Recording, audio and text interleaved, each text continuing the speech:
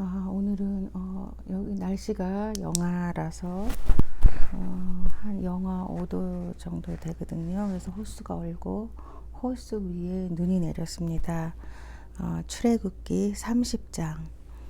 너는 분향단을 만들 때 아카시아 나무로 만들어라. 길이가 한 자여 너비가 한 자인 네모난 모양으로 만들고 높이는 2자로 하고 그 뿔과 단은 하나로 이어 놓아라. 그리고 너는 그 단의 윗면과 네 옆면과 뿔을 순금으로 입히고 그 가장자리에 금태를 둘러라. 또 금고리 2개를 만들어 그 금태 아래 양쪽 옆에 붙여서 그것을 들고 다닐 채를 끼울 수 있게 하여라. 너는 아카시아 나무로 채를 만들고 거기에 금을 입혀라. 너는 분향단을 증거계 앞 곧 증거판 덮고 있는 속죄판 앞 휘장 정면에 놓아 두어라. 거기 그 속죄판에서 내가 너를 만날 것이다. 아론은 그 분향단 위에다가 향기로운 향을 피워야 하는데 매일 아침 그가 등을 손질할 때마다 향을 피워야 하고 저녁 때에 등불을 켤 때에도 향을 피워야 한다. 이것이 너희가 대대로 계속하여 주 앞에서 피워야 하는 향이다. 그 위에다가 다른 이상한 향을 피워서도 안 되고 번제물이나 곡식 제물을 올려서도 안 되고 그 위에다가 부어드리는 제물을 부어서도 안 된다. 아론은 분향단 뿔에 한 해에 한 번씩 속죄 예식을 하여야 하고 한 해에 한 번씩 속죄의 피를 발라서 분향단을 속죄하여야 한다. 너희는 대대로 이와 같이 하여라. 이것은 주에게 가장 거룩한 것이다. 주님께서 모세에게 말씀하셨다. 내가 이스라엘 자손의 수를 세어 인구를 조사할 때 그들은 각자 자기 목숨값으로 속전을 주에게 바쳐야 한다. 그래야만 인구를 조사할 때 그들에게 재앙이 미치지 않을 것이다. 인구 조사를 받는 사람은 누구나 성소의 세겔로 반 세겔을 내야 한다. 한 세겔은 20게라이다. 이 반 세겔은 주에게 올리는 예물이다. 20살이 넘은 남자 곧 인구 조사를 받는 사람은 누구나 다 주에게 이 예물을 바쳐야 한다. 너희가 목숨값으로 속전을 주에게 올리는 예물은 반 세겔이다. 부자라고 해서 이보다 더 많이 내거나 가난한 사람이라고 해서 이보다 덜 내는 일이 없도록 하여라. 너는 이스라엘 자손에게서 속전을 받아 회막 비용으로 쓸 수 있게 내주어라. 나 주는 이것을 너의 목숨값의 속전으로 여기고 너희 이스라엘 자손을 기억하여서 지켜줄 것이다. 주님께서 모세에게 말씀하셨다. 너는 물두멍과 그 받침을 놋새로 만들어서 씻는 데 쓰게 하여라. 너는 그것을 회막과 제단 사이에 놓고 거기에 물을 담아라. 아론과 그의 아들들이 그 물로 그들의 손과 발을 씻을 것이다. 그들이 회막에 들어갈 때에는 물로 씻어야 죽지 않는다. 그들이 나 주에게 제물을 살라 바치려고 제단으로 가까이 갈 때에도 그렇게 해야 한다. 이와 같이 그들은 그들의 손과 발을 씻어야 죽지 않는다. 이것은 그와 그의 자손이 대대로 지켜야 할 영원한 규례이다. 주님께서 모세에게 말씀하셨다. 너는 제일 좋은 향품을 취하되 순수한 모략을 500세겔, 향기로운 육개를 그 절반인 250세겔, 향기로운 향초 줄기를 250세겔, 계피를 500세겔, 이렇게 성소 세겔로 취하고 올리브 기름 한 흰을 취하여라. 너는 향을 제조하는 법을 따라 이 모든 것을 잘 섞어서 성별하는 기름을 만들어라. 이것이 성별하는 기름이 될 것이다. 너는 이것을 회막과 증거계에 바르고 상과 그 모든 기구와 등잔대와 그 기구와 분향단과 번제단과 그 모든 기구와 물두멍과 그 받침에 발라서 이 모든 것을 거룩하게 하여라. 그러면 그것들이 가장 거룩한 것이 되며 거기에 닿는 모든 것이 거룩하게 될 것이다. 너는 아론과 그의 아들들에게 그 기름을 발라서 그들을 거룩하게 구별하고 나를 섬기는 제사장으로 세워라. 너는 이스라엘 자손에게 이렇게 일러주어라. 이것은 너희가 대대로 성별하는 데만 써야 하는 기름이다. 너희는 이것을 아무의 몸에나 부어서는 안 되며 또 그것을 만드는 방법으로 그와 똑같은 것을 만들어서도 안 된다. 이것은 거룩한 것이니 너희가 거룩하게 다루어야 한다. 그렇게 섞어 그와 똑같은 것을 만들거나 그것을 다른 아무에게나 발라주는 사람은 누구든지 그 백성에게서 끊어질 것이다. 주님께서 모세에게 말씀하셨다. 너는 향품들 곧 소화향과 나감향과 풍자향을 구하여 그 향품들을 순수한 유황과 섞되 저마다 같은 분량으로 하여라. 너는 향을 제조하는 법을 따라서 잘 섞은 다음에 소금을 쳐서 깨끗하고 거룩하게 하여라. 너는 그 가운데서 일부를 곱게 빻아서 내가 너와 만날 회막 안 증거궤 앞에 놓아라. 이것은 너희에게 가장 거룩한 것이다. 내가 만들 유황은 주의 것이며 너에게는 거룩한 것이다. 너희가 사사로이 쓰려고 같은 방법으로 그것을 만들어서는 안 된다. 그 냄새를 즐기려고 이와 같은 것을 만드는 사람은 누구든지 그 백성에게서 끊어질 것이다. 출애굽기 31장. 주님께서 모세에게 말씀하셨다. 보아라, 내가 유다 지파 사람 홀의 손자여 우리의 아들은 부살렛을 지명하여 불러서 그에게 하나님의 영을 채워주어 지혜와 총명과 지식과 온갖 기술을 갖추게 하겠다. 그가 여러 가지를 생각하여 그 생각한 것을 금과 은과 노수로 만들게 하고 온갖 기술을 발휘하여 보석을 깎아내는 일과 나무를 조각하는 일을 하게 하겠다. 분명히 나는 단 지파 사람 아히사막의 아들 오홀리압이 부살렐과 함께 일하게 하겠다. 그리고 기술 있는 모든 사람에게 지혜를 더하여 그들이 내가 너에게 명한 모든 것을 만들게 하겠다. 회막과 증거궤와 그 위에 덮을 속죄판과 회막에 딸린 모든 기구와 상과 거기에 딸린 기구와 순금 등잔대와 거기에 딸린 모든 기구와 분향단과 번제단과 거기에 딸린 모든 기구와 물두멍과 그 받침과 제사장 일을 할 때에 입는 잘 짠 옷 곧 제사장 아론의 거룩한 옷과 그 아들들의 옷과 성별하는 기름과 성소에서 쓸 향기로운 향을 그들이 내가 너에게 명한 대로 만들 것이다. 주님께서 모세에게 말씀하셨다. 너는 이스라엘 자손에게 일러라. 너희는 안식일을 지켜라. 이것이 너희 대대로 나와 너희 사이에 세워진 표징이 되어 너희를 거룩하게 구별한 이가 나 주임을 알게 할 것이다. 안식일은 너희에게 거룩한 날이므로 너희는 안식일을 지켜야 한다. 그 날을 더럽히는 사람은 반드시 죽어야 한다.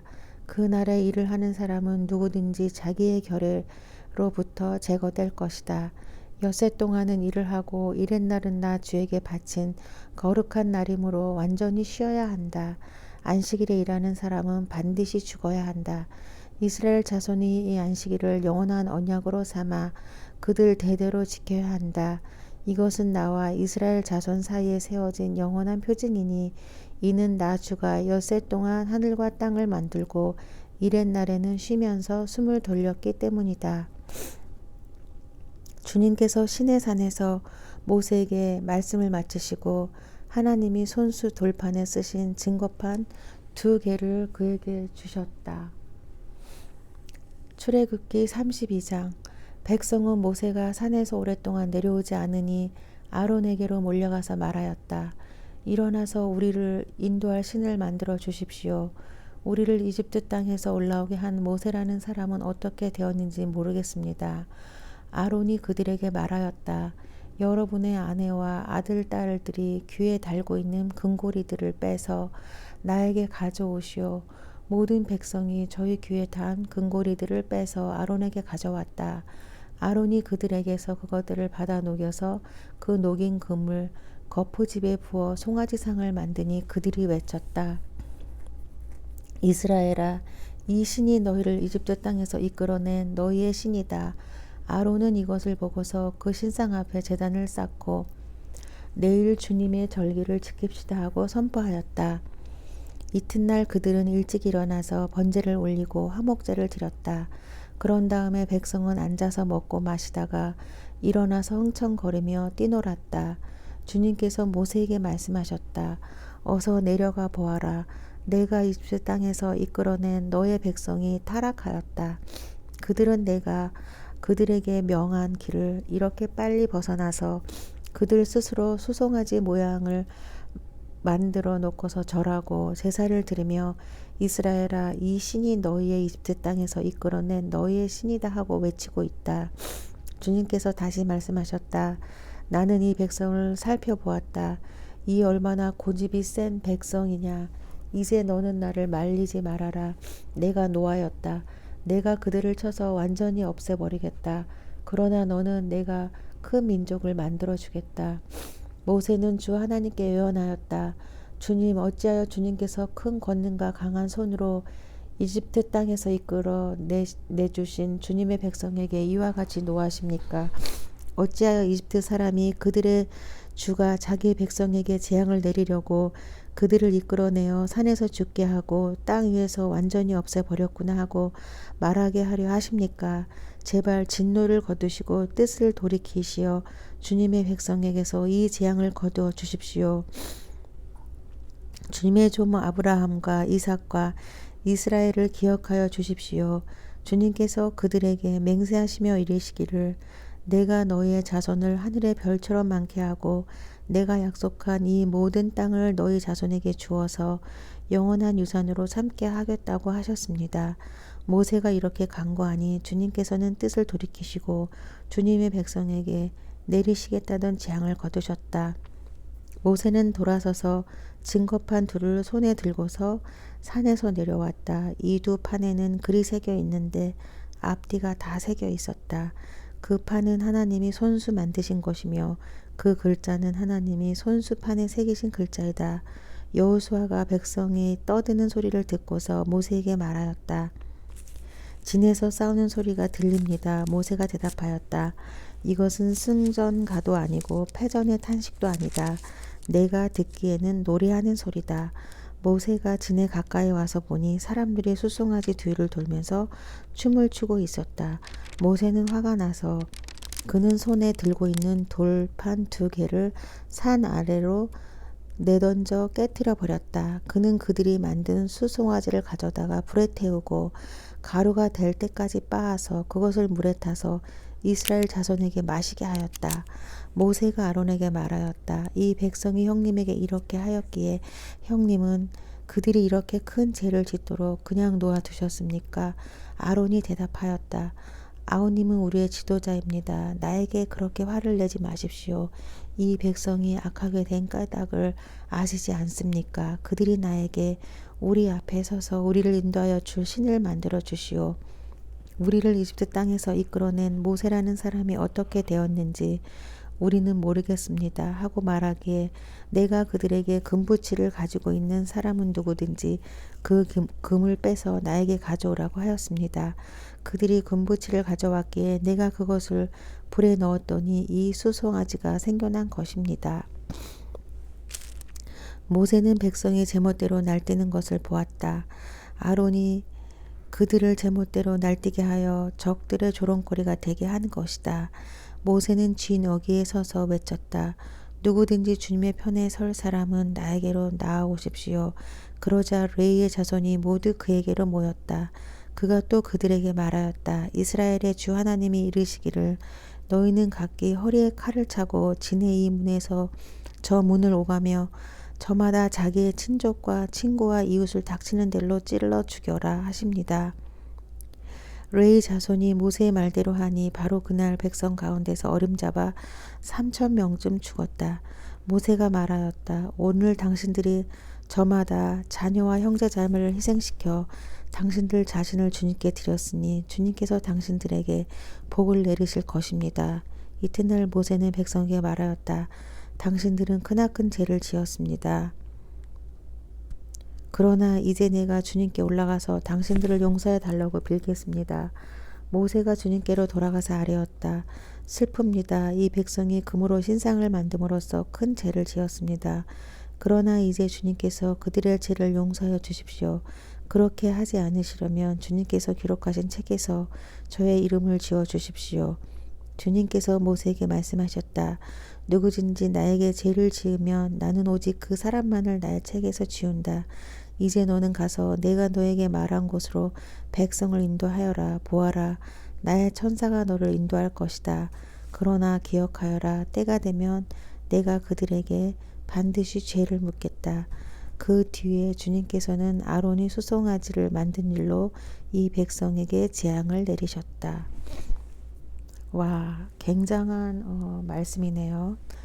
제사장으로 선택한 아론이 잠시 모세라는 지도자가 없어지자 숫송아지라는 우상을 만들어서 백성들이 절을 하게 했습니다. 이 아론은 하나님이 뽑아준 제사장이었습니다.